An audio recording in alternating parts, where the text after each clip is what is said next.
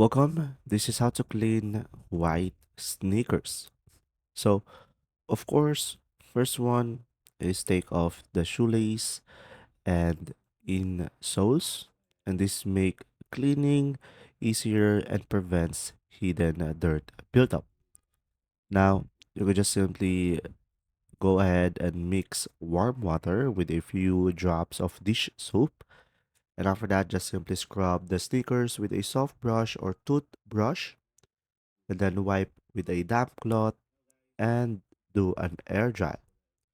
Now, guys, you could also do a baking soda and vinegar method. So, make a paste of baking soda and white vinegar and apply to stained areas. Scrub gently and let sit for 10 minutes. And you can just simply rinse off and dry.